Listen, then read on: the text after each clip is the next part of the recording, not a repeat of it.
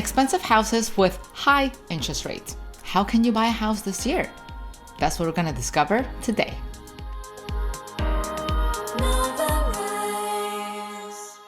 That's right. I know that the current market conditions are making your dream to buy a house almost impossible. We got expensive houses on one end, and then we also have the high interest rates. And it doesn't seem like those interest rates are coming down anytime soon.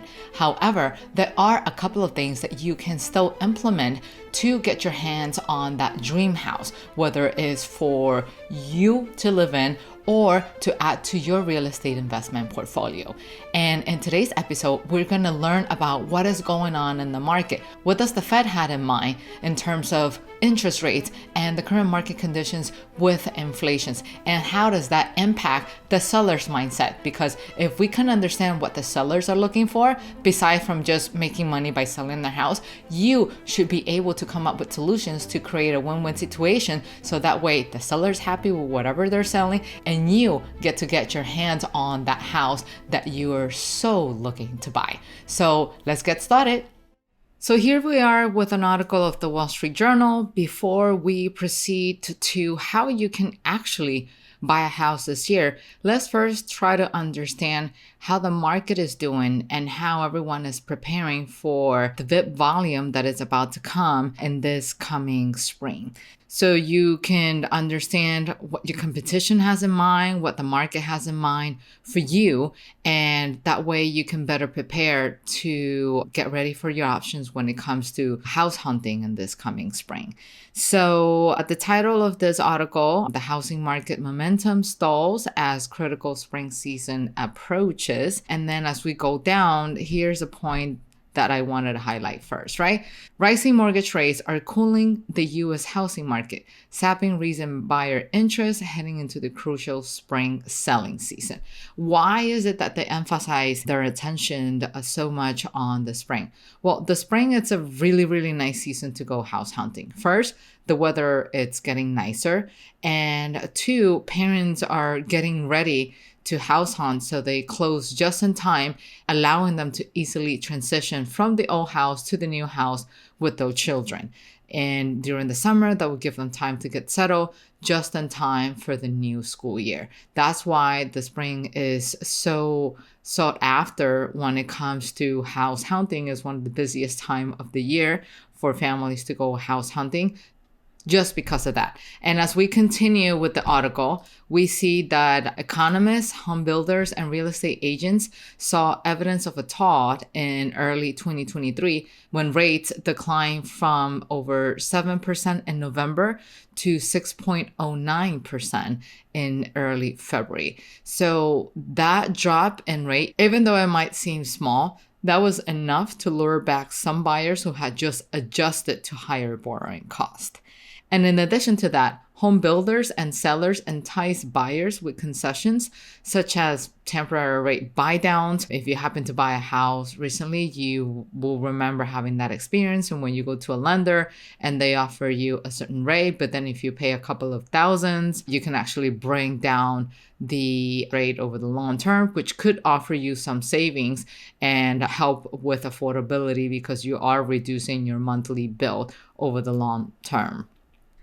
But then in the following paragraph, we see that stronger than expected economic data in recent weeks has strengthened expectations that the Federal Reserve will stick to its path of rising short interest rates in an effort to cool inflation. So while this looked good early in the year, you should expect rates going back up again because of everything that is going on with inflation. And in fact, you don't even have to wait until the Federal Reserve, because according to this article, we see here that mortgage rates have moved higher for 4 straight weeks from 6.65 as of March 2nd, which is the highest level since early November. And mortgage applications from homebuyers also slowed down during the week of February 24 to the lowest level in 28 years in a seasonally adjusted basis, according to the Mortgage Bankers Association.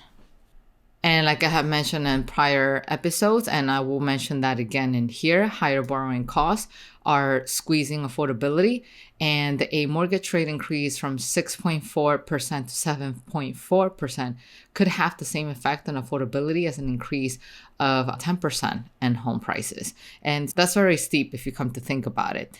And because of that, buyers are starting to step back. And back to the topic of the spring, basically everything I mentioned earlier, it's highlighted here again. The spring is typically the most important season of the housing market, with about 40% of existing home sales for the year typically taking place between March through June, according to the National Associations of Realtors. And these months are especially active in part because families with children want to move into new homes before the start of the school year. So springtime, definitely something to consider. And as we scroll down, there is another section, and that's right here. Home sales activity ground to a halt in late 2022 as mortgage rate hit the highest level in 2 decades in October and November. Buyers were priced out or nervous about buying at the peak of the market. And those homeowners who had locked in low mortgage rates in 2020 and 2021 were unwilling to list their homes for sale. Why? They don't need to. I mean, they're paying a low rate, and the last thing they want is to sell their house and go buy another one at a higher rate. Because of that, the number of existing home sales plunged 36.9% from January 2022 to January 2023. And then added to that, there's also the scarcity of new listing being a big reason for the housing slump last year, and many prospective home sellers are still standing up. So the total inventory of homes for sale, it's up from a year ago because homes are sitting on the market longer.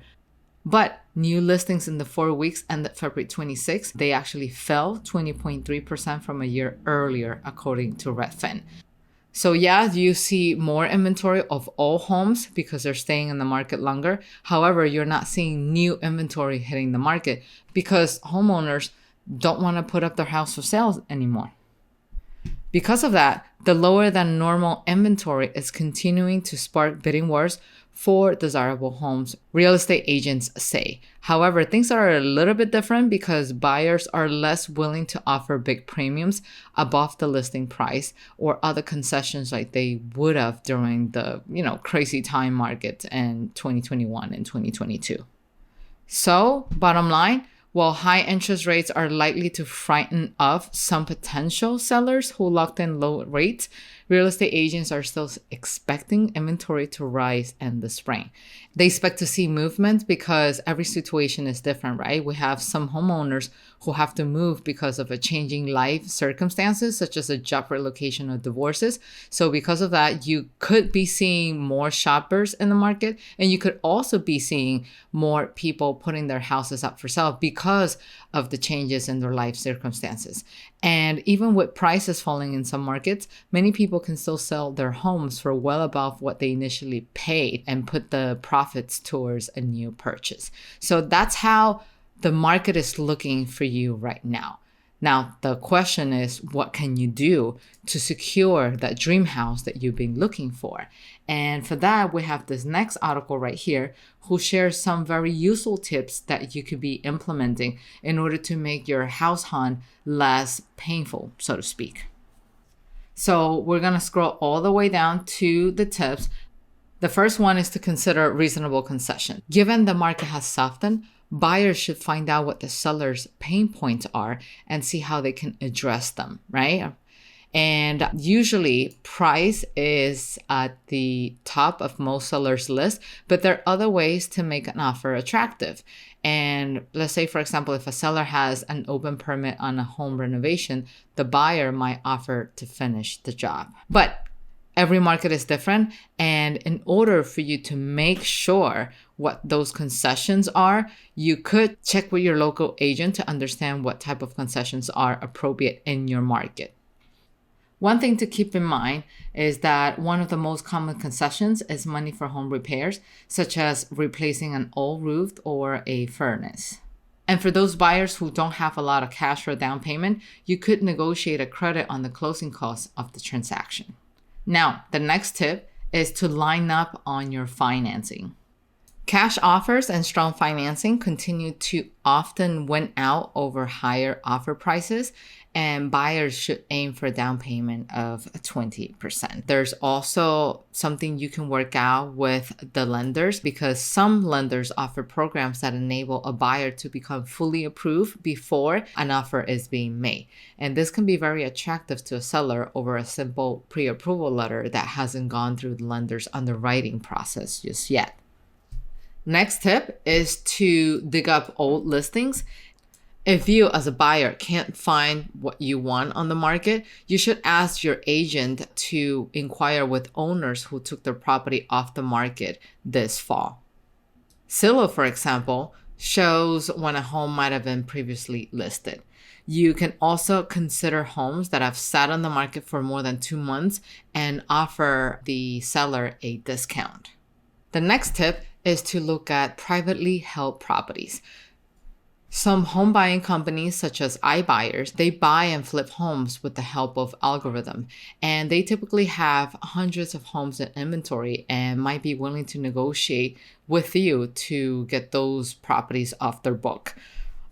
Opendoor and OfferPad, for example, are two large iBuyers, and they might have properties on their website that aren't yet on the local multiple listing service, and you should definitely check those out. Buyers should also keep an eye out for distressed or foreclosed properties, particularly if the economy enters a recession this spring.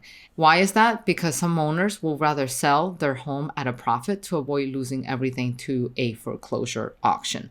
And if buying a foreclosure property is something that you're looking into do, here's an episode you can check out. And best of luck. I'll see you in the next video, and happy house hunting.